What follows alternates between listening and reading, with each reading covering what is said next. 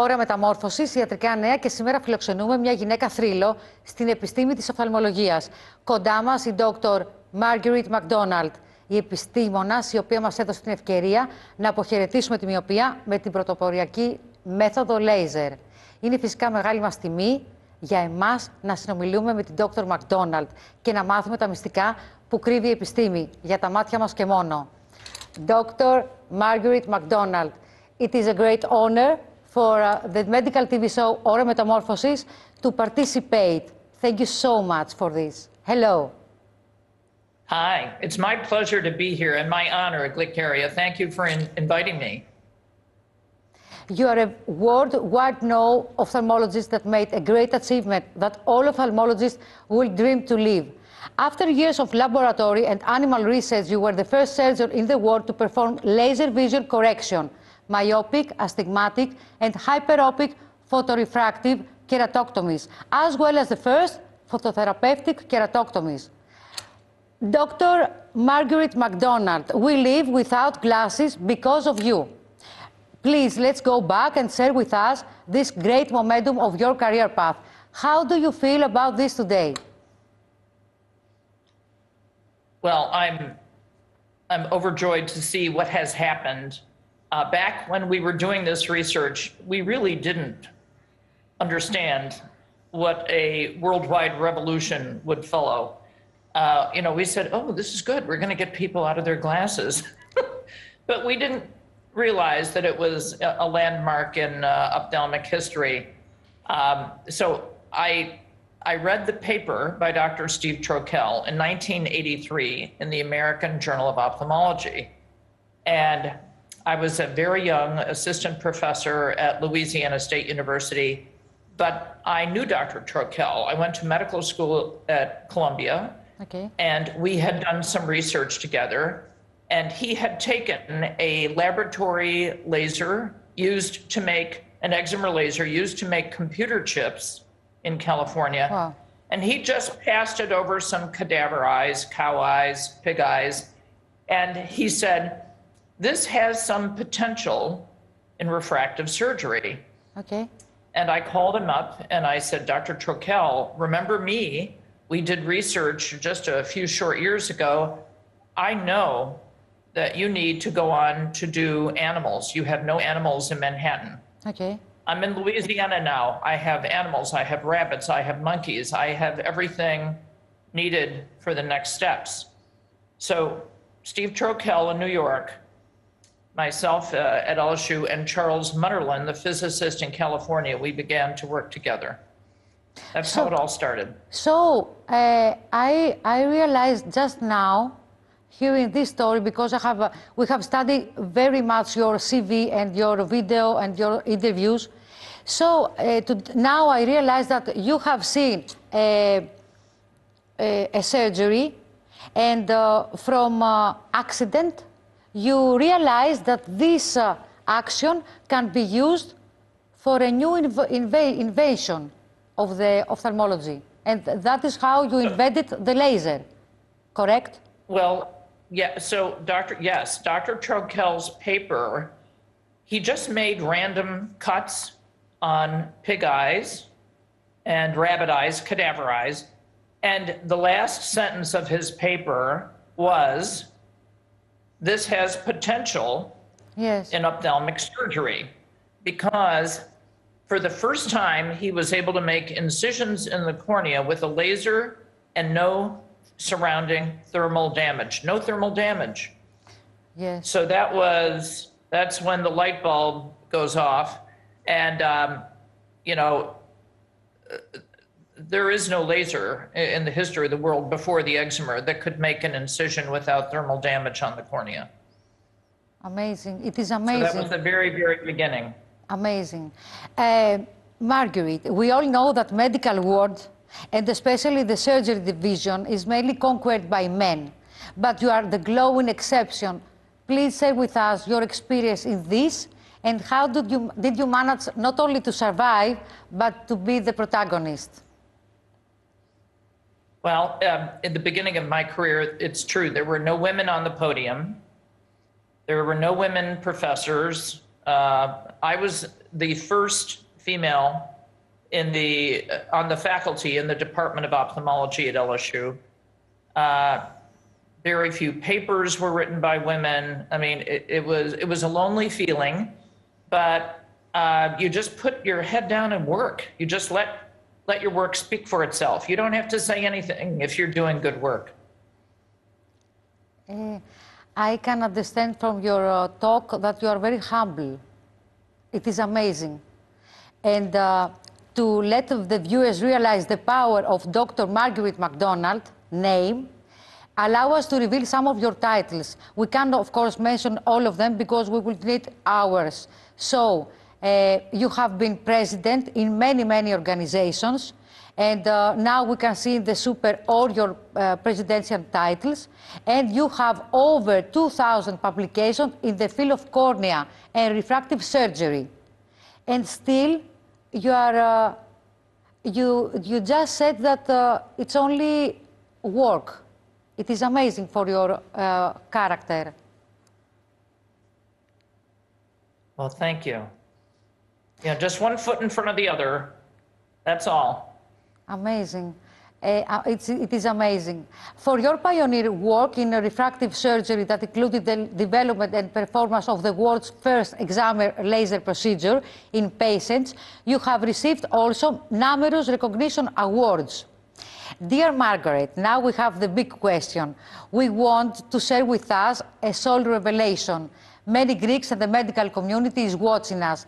Share with us your success secret, and believe me, it is not only work.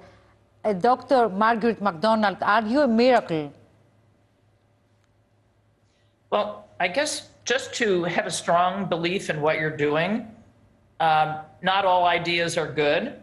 I've spent some time on ideas that turned out to be bad. But if you know you have a really good idea, just keep plugging away at it every day, plugging away.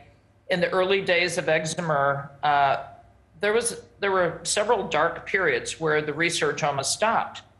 Rabbits, for instance. Rabbits don't heal like monkeys and humans. And in the early days, we didn't realize the importance of a smooth ablation. So the rabbits had these huge, thick, white hyperplastic scars on their corneas. And in 1 week, my research coordinator and my cornea fellow quit the project. Wow. They said, this will never go anywhere. Okay. We are wasting our time. It is too depressing. And they left in 1 week. That was a low point. But, you know, how did you face this just said, obstacle? I just said, there's something we don't understand here. Maybe if we make the ablations smoother. And of course, this was all conferring with Dr. Trokel, Dr. Munnerlin, and my husband, Dr. Steve Kleiss, who was on the laser team as well. Greetings to your husband also. Yes. And so we decided, let's just try making the ablations smoother. Now, that's so obvious. You changed the way. And it is very important this, because, you know, when we want to achieve something, and especially the experimental the division, we must have choices and not to insist on some point, only to gain this course. There will be setbacks, and the idea is to decide, was this a bad idea and I should abandon it immediately, or should I push forward?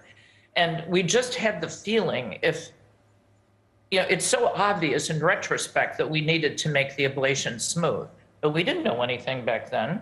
So we said, let's try it before we give in. Let's try making the ablation smoother, and that made all the difference. Amazing, amazing. You have devoted, Marguerite, your life to study eyes in the science of ophthalmology. I would like to learn from ophthalmology legend, a tip for everyday people. What is that we need to know, to examine, in order to prevent some unpleasant development that concerns our eyes and our vision? I think the most important thing for all people to know is that if they have good distance vision without glasses, Okay. that doesn't mean their eyes are healthy. They could have 20/20 distance vision, but advanced glaucoma, or diabetic retinopathy, or a host of other problems. So the average person thinks that if they see well at distance without glasses, they have healthy eyes. And we need to dispel that notion. We need to tell everyone to get an annual eye exam. Amazing. Now, I have also a special question for you. Marguerite, have you personally tried out the refractive surgery that you have invented? And if yes, which are the criteria patients should look for in ophthalmologists to trust their eye? Well, it was always my hope to have laser vision correction. Ναι, yes. But it became apparent with time that -11 is too extreme. I was outside the range for laser vision correction. Oh, amazing. So -11. However, within the last few months, I have had cataract surgery. Okay. I am now 20/15 at distance in both eyes. I'm better than 20/20 at distance in both eyes. Bravo. I did not get a multifocal IOL. Okay. So I'm wearing reading glasses, but my intent is to use one of the presbyopia drops that will be available soon. I had a question for this also.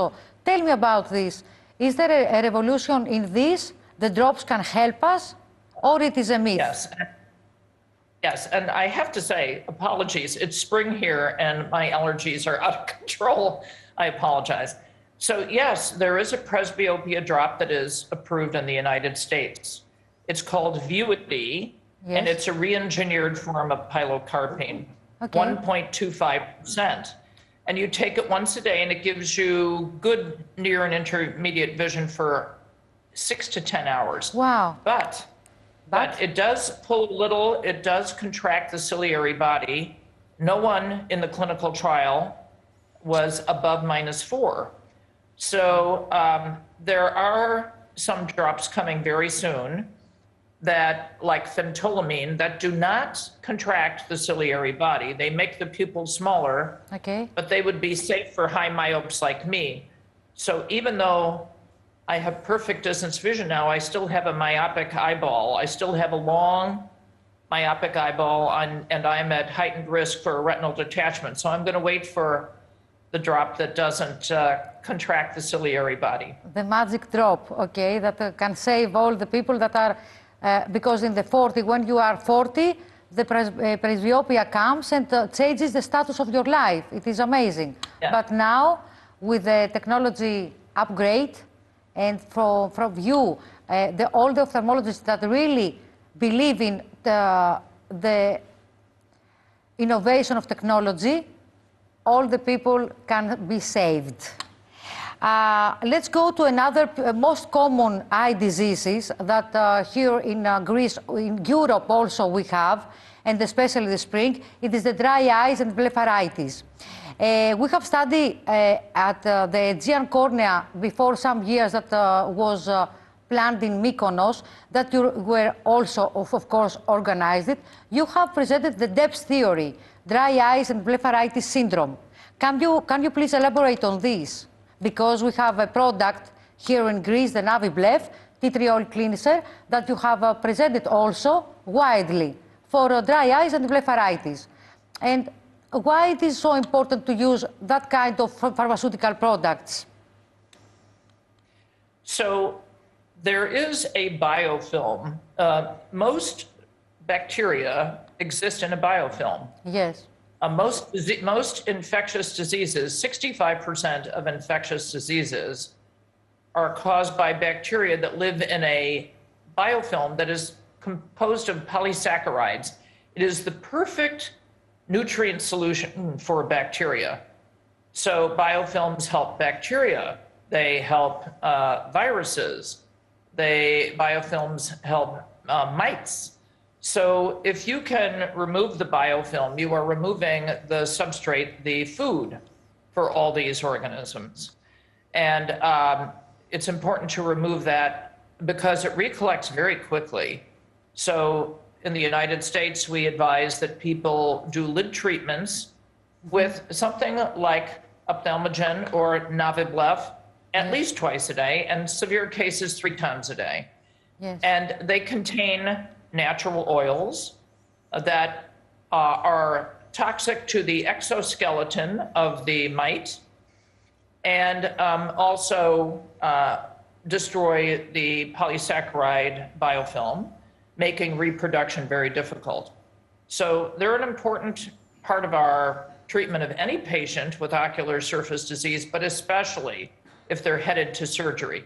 If they're going to have LASIK or cataract surgery, you have to treat their ocular surface disease first, or the pre-op measurements are unreliable.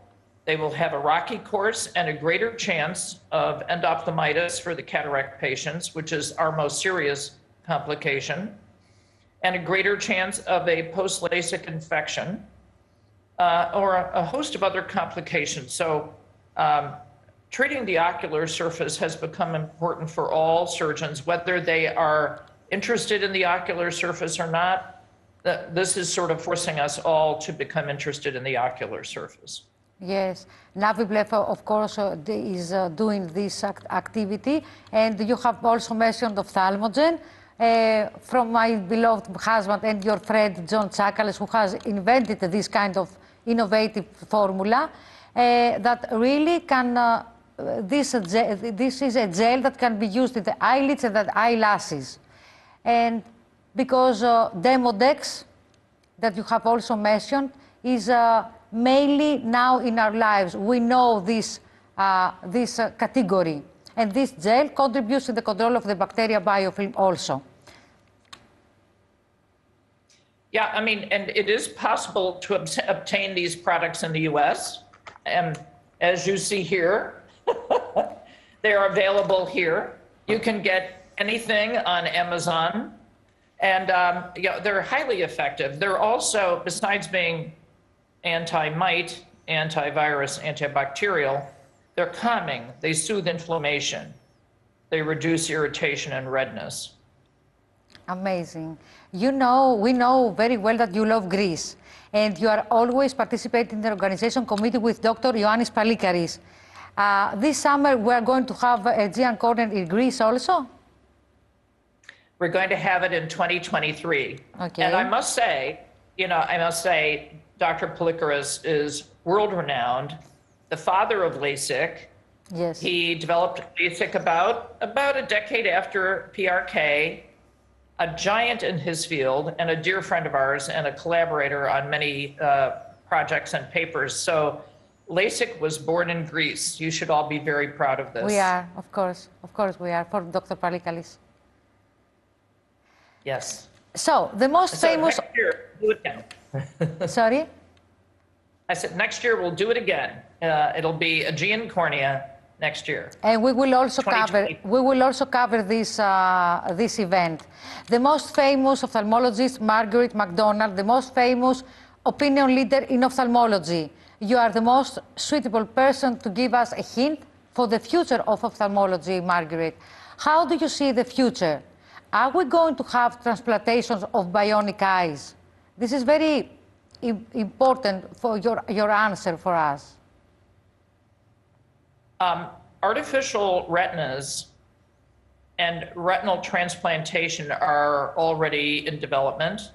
They are a few years off. But for instance, retinal translocation, where a piece of the retina is translocated to another part of the patient's same retina, same eye. Okay. That's been under development for years. I think bionic retinas will follow, but first it will be transplantation of human retina, then bionic retinas. Bionic eyes, that's a little further out, but nothing is impossible. Of course. I think for sure in 25 or 30 years, there'll be bionic eyes, if not sooner. Of course, you have everything is possible. Imagine that you was the first person that made us live without glasses. Dr. Marguerite Mc Donald. It was a great honor. It was an honor for me to meet you on air. I can't wait to see you next year in Greece. Thank you very much for your participation. Thank you, Glyceria. Hope to see you soon. Bye-bye to all my friends in Greece. Thank you so much. Ciao. Ciao.